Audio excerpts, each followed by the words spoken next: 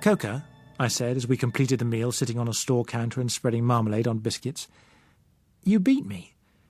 What are you? The first time I meet you I find you ranting, if you will forgive the appropriate word, in a kind of dockside lingo. Now you quote Marvell to me. It doesn't make sense. He grinned. He never did to me either, he said. It comes of being a hybrid. You never really know what you are. My mother never really knew what I was either. At least, she never could prove it. And she always held it against me that on account of that she could not get an allowance for me. It made me kind of sour about things when I was a kid. And when I left school I used to go to meetings, more or less any kind of meetings, as long as they were protesting against something. And that led me getting mixed up with the lot that used to come to them. I suppose they found me kind of amusing. Anyway, they used to take me along to arty political sorts of parties. After a bit I got tired of being amusing and seeing them give a kind of double laugh, half with me and half at me, whenever I said what I thought. I reckoned I needed some of the background knowledge they had, and then I'd be able to laugh at them a bit, maybe. So I started going to evening classes, and I practised talking the way they did, for use when necessary. There's a whole lot of people don't seem to understand that you have to talk to a man in his own language before he'll take you seriously. If you talk tough and quote Shelley, they think you're cute, like a performing monkey or something. But they don't pay any attention to what you say. You have to talk the kind of lingo they're accustomed to taking seriously. And it works the other way, too. Half the political intelligentsia who talk to a working audience don't get the value of their stuff across. Not so much because they're over their audience's heads, as because most of the chaps are listening to the voice and not to the words. So they knock a big discount off what they do here because it's all a bit fancy and not like ordinary normal talk. So, I reckon the thing to do was to make myself bilingual and use the right one in the right place, and occasionally the wrong one in the wrong place, unexpectedly. Surprising how that jolts them. A wonderful thing, that English caste system. Since then I've made out quite nicely in the orating business. Not what you'd call a steady job, but full of interest and variety. Wilfred Coker, meetings addressed, subject, no object. That's me. How do you mean, subject, no object? I inquired. Well, I kind of supply the spoken word just like a printer supplies the printed word. He doesn't have to believe everything he prints. I left that for the moment. How's it happen you're not like the rest? I asked. You weren't in hospital, were you? Me? No. It just so happened that I was addressing a meeting that was protesting over police partiality and a little matter of a strike. We began about 6 o'clock, and about past the police themselves arrived to break it up. I found a handy trapdoor and went down into the cellar. They came down too to have a look, but they didn't find me where I'd gone to earth in a pile of shavings. They went on tramping around up above for a bit, and it was quiet. But I stayed put. I wasn't walking out into any nice little trap. It was quite comfortable there, so I went to sleep. In the morning, when I took a careful nose around, I found all this has happened.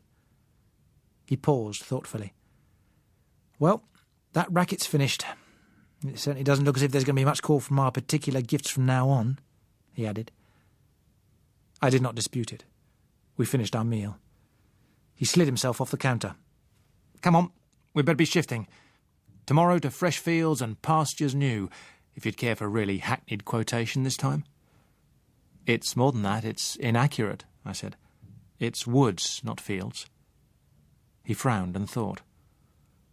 Well, me mate, so it is, he admitted.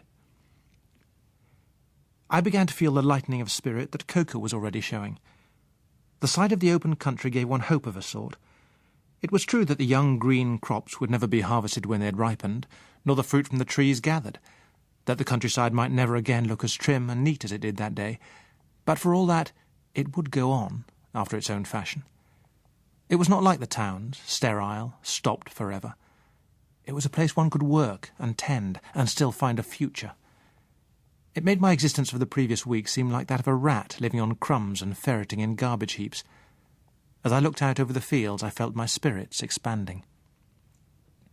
Places on our route, towns like Reading or Newbury, brought back the London mood for a while, but they were no more than dips in a graph of revival.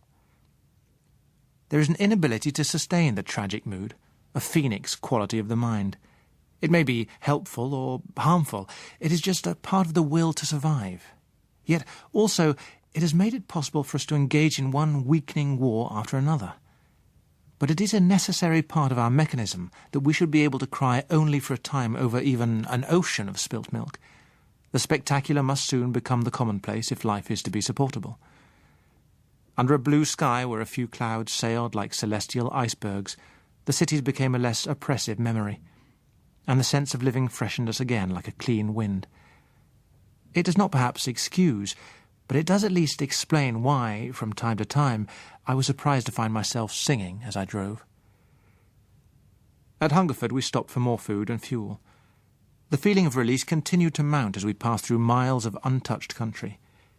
It did not seem lonely yet, only sleeping and friendly. Even the sight of occasional little groups of Triffids swaying across a field, or of others resting with their roots dug into the soil, held no hostility to spoil my mood. They were once again the simple objects of my suspended professional interest. Short of Devizes, we pulled up once more to consult the map. A little further on, we turned down a side road to the right and drove into the village of Tinsham. Chapter 10. Tinsham.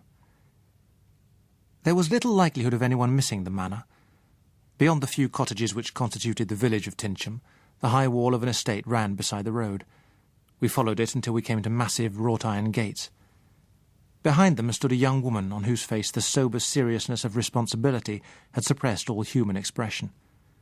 She was equipped with a shotgun, which she clasped in inappropriate places. I signalled to Coker to stop and called to her as I drew up. Her mouth moved, but not a word penetrated the clatter of the engine. I switched off. "This is Tinsham Manor?" I asked. She was not giving that or anything else away. "Where are you from? And how many of you?" she countered.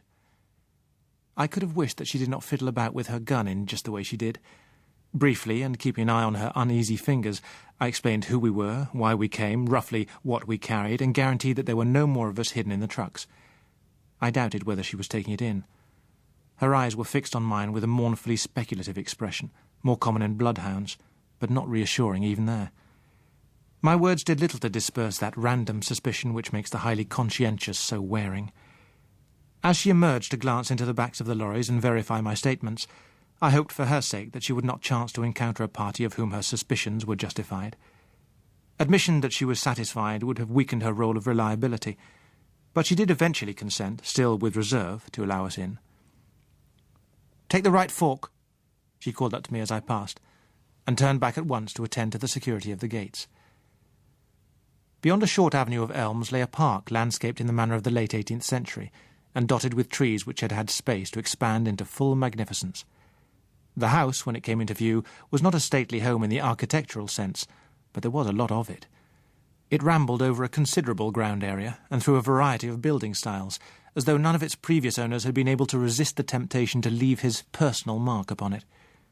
Each, while respecting the work of his forefathers, had apparently felt it incumbent upon him to express the spirit of his own age. A confident disregard of previous levels had resulted in a sturdy waywardness. It was inescapably a funny house, yet friendly and reliable-looking. The right fork led us to a wide courtyard where several vehicles stood already. Coach houses and stables extended around it, seemingly over several acres. Coker drew up alongside me and climbed down. There was no one in sight. We made our way through the open rear door of the main building and down a long corridor. At the end of it was a kitchen of baronial capacity, where the warmth and smell of cooking lingered. From beyond a door on the far side came a murmur of voices and a clatter of plates, but we had to negotiate a further dark passage and another door before we reached them.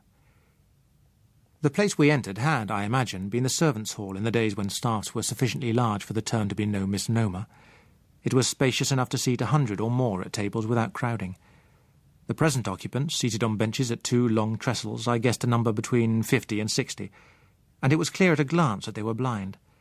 While they sat patiently, a few sighted persons were very busy. Over at a side table, 3 girls were industriously carving chickens. I went up to one of them. "We've just come," I said. "What do we do?"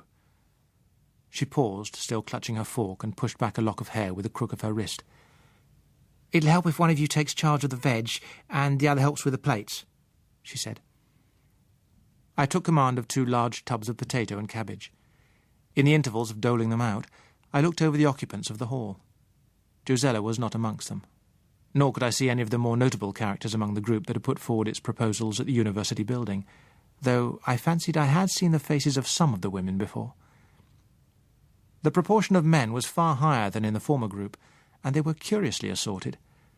A few of them might have been Londoners, or at least town-dwellers, but the majority wore a countryman's working clothes. An exception to either kind was a middle-aged clergyman, but what every one of them had in common was blindness. The women were more diversified. Some were in town clothes, quite unsuited to their surroundings. Others were probably local. Among the latter group only one girl was sighted, but the former group comprised half a dozen or so who could see, and a number who, though blind, were not clumsy. Coker, too, had been taking stock of the place. "Rum sort of set up, this," he remarked, sotto voce to me. "Have you seen her yet?" I shook my head, desolately aware that I had pinned more on the expectation of finding Josella there than I had admitted to myself. "Funny thing," he went on, "there's practically none of the lot I took along with you, except that girl that's carving up at the end there." "Has she recognised you?" I asked. "I think so. I got a sort of dirty look from her."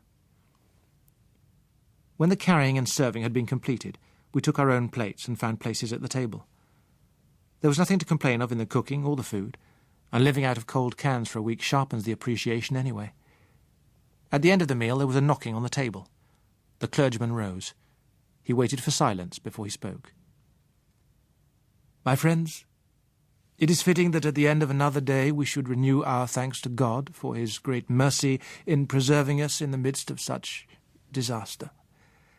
I will ask you all to pray that he may look with compassion upon those who still wander alone in darkness, and that it may please him to guide their feet hither that we may succour them. Let us all beseech him that we may survive the trials and tribulations that lie ahead, in order that in his time and with his aid we may succeed in playing our part in the rebuilding of a better world to his greater glory." He bowed his head.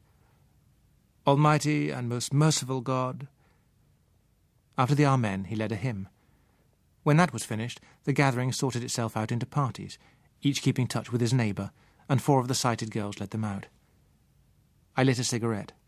Coker took one from me absent-mindedly, without making any comment. A girl came across to us. "Will you help to clear up?" she asked. "Miss Durrant will be back soon, I expect." "Miss Durrant?" I repeated. "She does the organising," she explained. "You'll be able to fix things up with her." It was an hour later and almost dark when we heard that Miss Durrant had returned. We found her in a small, study-like room, lit only by 2 candles on the desk. I recognised her at once as the dark, thin-lipped woman who had spoken for the opposition at the meeting. For the moment, all her attention was concentrated on Coker. Her expression was no more amiable than upon the former occasion. "I'm told," she said coldly, regarding Coker as though he were some kind of silt, "I'm told that you are the man who organised the raid on the university building." Coker agreed and waited. "Then I may as well tell you, once and for all, that in our community here we have no use for brutal methods, and no intention of tolerating them." Coker smiled slightly. He answered her in his best middle-class speech. "It is a matter of viewpoint. Who is to judge who were the more brutal? Those who saw an immediate responsibility and stayed, or those who saw a further responsibility and cleared out?" She continued to look hard at him. Her expression remained unchanged, but she was evidently forming a different judgment of the type of man she had to deal with. Neither his reply nor its manner had been quite what she had expected. She shelved that aspect for a time and turned to me. "Were you in that too?" she asked. I explained my somewhat negative part in the affair, and put my own question. "What happened to Michael Beadley, the Colonel, and the rest?" It was not well received. "They have gone elsewhere," she said sharply. "This is a clean, decent community with standards. Christian standards, and we intend to uphold them. We have no place here for people of loose views. Decadence, immorality, and lack of faith were responsible for most of the world's ills. It is the duty of those of us who have been spared to see that we build a society where that does not happen again. The cynical and the clever will find they are not wanted here, no matter what brilliant theories they may put forward to disguise their licentiousness and their materialism. We are a Christian community, and we intend to remain so." She looked at me challengingly. "So you split, did you?" I said. "Where did they go?" She replied stonily, "They moved on, and we stayed here. That is what matters. So long as they keep their influence away from here, they may work out their own damnation as they please, and, since they choose to consider themselves superior to both the laws of God and civilized custom, I have no doubt that they will." She ended this declaration with a snap of the jaw, which suggested that I should be wasting my time if I tried to question further, and turned back to Coker. "What can you do?" she inquired. "A number of things," he said calmly. "I suggest that I make myself generally useful until I see where I'm needed most." She hesitated, a little taken aback. It had clearly been her intention to make the decision and issue the instruction, but she changed her mind. "All right. Look round and come and talk it over tomorrow evening," she said. But Coker was not to be dismissed quite so easily. He wanted particulars of the size of the estate, the number of persons at present in the house, the proportion of sighted to blind, along with a number of other matters, and he got them. Before we left, I put in a question about Josella. Miss Durrant frowned. "I seem to know that name. Now, where... Oh, did she stand in the Conservative interest in the last election?" "I don't think so. She, did write a book once," I admitted. She began. Then I saw recollection dawn. Oh, that. Well, really, Mr. Mason, I can scarcely think she would be the sort of person to care for the kind of community we are building here." In the corridor outside, Coker turned to me. There was just enough of the twilight left for me to see his grin. "A somewhat oppressive orthodoxy round these parts," he remarked. The grin disappeared as he added, "Rum type, you know. Pride and prejudice. She's wanting help. She knows she needs it badly, but nothing's going to make her admit it." He paused opposite an open door. It was almost too dark now to make out anything in the room, but when we had passed it before, there'd been enough light to reveal it as a men's dormitory. "I'm going in to have a word with these chaps. See you later." I watched him stroll into the room and greet it collectively with a cheerful, "Whatcha, mates? How's it going?" and then made my own way back to the dining hall. The only light there came from 3 candles set close together on one table. Close beside them a girl peered exasperatedly at some mending. "Hello," she said. "Awful, isn't it? How on earth did they manage to do anything after dark in the old days?" "Not such old days either," I told her. "This is the future as well as the past, provided there's somebody to show us how to make candles." "I suppose so." She raised her head and regarded me. "You came from London today?" "Yes," I admitted. "It's bad there now?" "It's finished," I said. "You must have seen some horrible sights there," she suggested. "I did," I said briefly. "How long have you been here?" She gave me the general picture of things without more encouragement. Coker's raid on the university building had netted all but half a dozen of the sighted. She and Miss Durrant had been 2 of those overlooked. During the following day, Miss Durrant had taken somewhat ineffective charge. There had been no question of their leaving right away, since only one among them had ever attempted to drive a lorry. During that day, and most of the next, they had been in almost the same relationship to their party as I was to mine away in Hampstead. But during the later part of the second day, Michael Beadley and 2 others returned, and during the night a few more had straggled back. By noon the day after that, they had drivers for 12 vehicles. They had decided that it was more prudent to leave forthwith than to wait on the chance that others would come. Tincham Manor had been chosen as a tentative destination for little better reason than that it was known to the Colonel as a place which could offer the compact seclusion which was one of the qualities they sought. It had been an ill-assorted party, with its leaders well aware of the fact. The day after their arrival, there had been a meeting, smaller but otherwise not unsimilar to that held earlier in the university building. Michael and his section had announced that there was much to be done, and that it was not their intention to waste their energies in pacifying a group which was shot through with petty prejudice and squabbles. The whole business was too big for that, and time too pressing. Florence Durrant agreed. What had happened to the world was warning enough. How anyone could be so blindly ungrateful for the miracle that had preserved them as even to contemplate the perpetuation of the subversive theories which had been undermining the Christian faith for a century, she was unable to understand.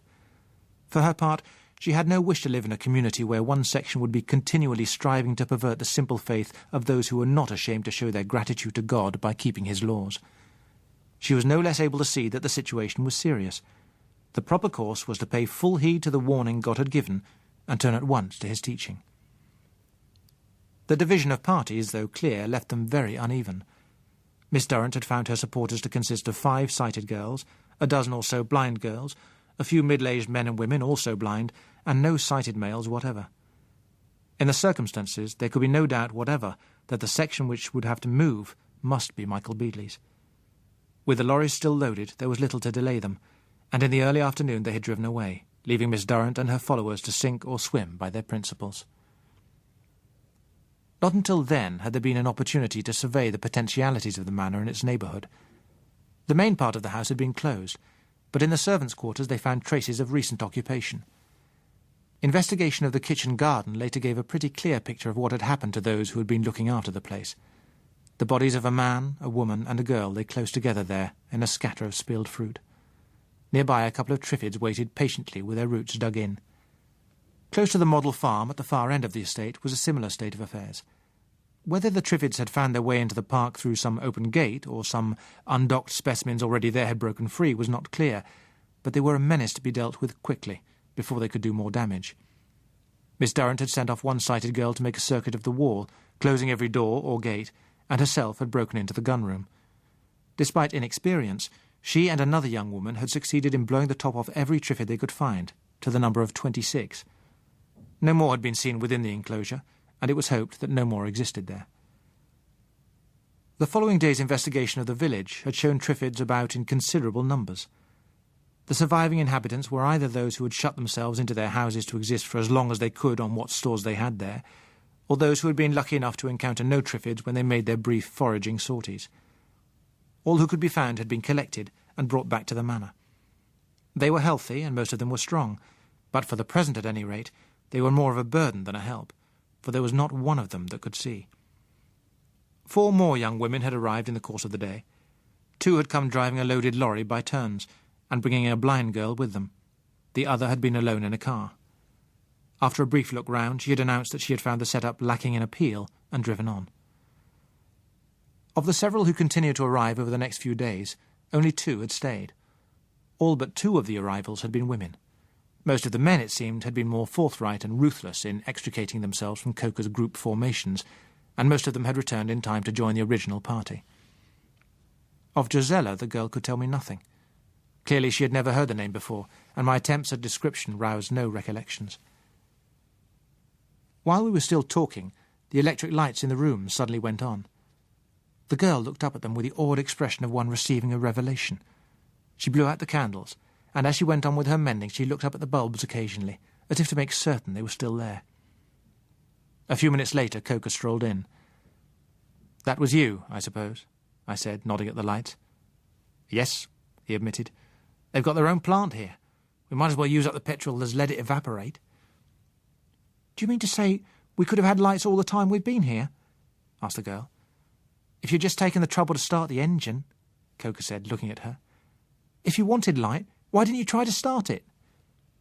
"I didn't know it was there. Besides, I don't know anything about engines or electricity." Coker went on looking at her thoughtfully. "So, you just went on sitting in the dark," he remarked. "And how long do you think you're likely to survive if you just go on sitting in the dark when things need doing?" She was stung by his tone. "It's not my fault if I'm not any good at things like that." "I'll differ there," Coker told her. "It's not only your fault, it's a self-created fault. Moreover, it's an affectation to consider yourself too spiritual to understand anything mechanical. It is a petty and a very silly form of vanity. Everyone starts by knowing nothing about anything, but God gives him, and even her, brains to find out with. Failure to use them is not a virtue to be praised. Even in women, it is a gap to be deplored." She looked understandably annoyed. Kirk himself had been looking annoyed from the time he came in. She said, "That's all very well, but different people's minds work on different lines. Men understand how machines and electricity work. Women just aren't much interested in that kind of thing as a rule. Don't hand me a mess of myth and affectation. I'm not taking it, said Coker. You know perfectly well that women can and do, or rather did, handle the most complicated and delicate machines when they took the trouble to understand them. What generally happens is that they're too lazy to take the trouble unless they have to. Why should they bother when the tradition of appealing helplessness can be rationalised as a womanly virtue and the job just shoved off onto somebody else? Ordinarily, it's a pose that it's not worth anyone's while to debunk. In fact, it has been fostered. Men have played up to it by stoutly repairing the poor darling's vacuum cleaner and capably replacing the blown fuse. The whole charade has been acceptable to both parties. Tough practicality complements spiritual delicacy and charming dependence, and he's the mug who gets his hands dirty. He lunged on, well started now. Hitherto, we've been able to afford to amuse ourselves with that kind of mental laziness and parasitism. In spite of generations of talk about the equality of the sexes, there's been much too great a vested interest in dependence for women to dream of dropping it. They have made a minimum of necessary modifications to changing conditions, but they've always been minimum, and grudged at that. He paused. You doubt that? Well, consider the fact that both the pert chit and the intellectual woman worked the higher sensibility gag in their different ways, but when a war came and brought with it a social obligation and sanction, both could be trained into competent engineers. They weren't good engineers, she remarked. Everybody says that. Ah, the defensive mechanism in action. Let me point out that it was in nearly everybody's interest to say so. All the same, he admitted, to some extent that was true. And why? Because nearly all of them not only had to learn hurriedly and without proper groundwork, but they had also to unlearn the habits carefully fostered for years of thinking such interests alien to them and too gross for their delicate natures. I don't see why you have to come and pitch on me with all this, she said. I'm not the only one who didn't start the wretched engine. Coker grinned. You're quite right. It's unfair. It was simply finding the engine there ready to work and nobody doing a thing about it that started me off. Dumb futility gets me that way. Then I think you might have said all that to Miss Durrant instead of me. Don't worry, I shall. But it isn't just her affair. It's yours. And everyone else's. I mean that, you know. Times have changed rather radically. You can't any longer say, oh dear, I don't understand this kind of thing, and leave it to someone else to do for you. Nobody is going to be muddle-headed enough to confuse ignorance with innocence now. It's too important. Nor is ignorance going to be cute or funny anymore. It's going to be dangerous. Very dangerous. Unless all of us get around as soon as we can to understanding a lot of the things in which we had no previous interest, neither we nor those who depend on us are going to get through this lot. I don't see why you need to pour all your contempt for women onto me, just because of one dirty old engine, she said peevishly. Coker raised his eyes. Great God! And here have I been explaining that women have all the capacities if only they take the trouble to use them. You said we were parasites. That wasn't at all a nice thing to say. I'm not trying to say nice things. And what I did say was that in the world that has vanished, women had a vested interest in acting the part of the parasites. And all that just because I don't happen to know anything about a smelly, noisy engine. Hell, said Coker. Just drop that engine a minute, will you? Then why? The engine just happened to be a symbol. The point is, we'll all have to learn not simply what we like, but as much as we can about running a community and supporting it. The men can't just fill in a voting paper and hand the job to someone else. And it will no longer be considered that a woman has fulfilled all her social obligations when she has prevailed upon some man to support her and provide her with a niche where she can irresponsibly produce babies for somebody else to educate. Well, I don't see what that has to do with engines. Listen, said Coker patiently. If you have a baby, do you want him to grow up to be a savage or a civilised man? A civilised man, of course. Well then, you have to see to it that he has civilised surroundings to do it in. The standards he'll learn from us. We've all got to understand as much as we can and live as intelligently as we can in order to give him the most we can. It's going to mean hard work and more thinking for all of us. Changed conditions must mean changed outlooks. The girl gathered up her mending. She regarded Coca critically for a few moments. "With views like yours, I should think you'll find Mr. Beadley's party more congenial," she said. "Here we have no intention of changing our outlook, or of giving up our principles. That's why we separated from the other party. So, if the ways of decent, respectable people are not good enough for you, I should think you'd better go somewhere else." And with a sound very like a sniff, she walked away.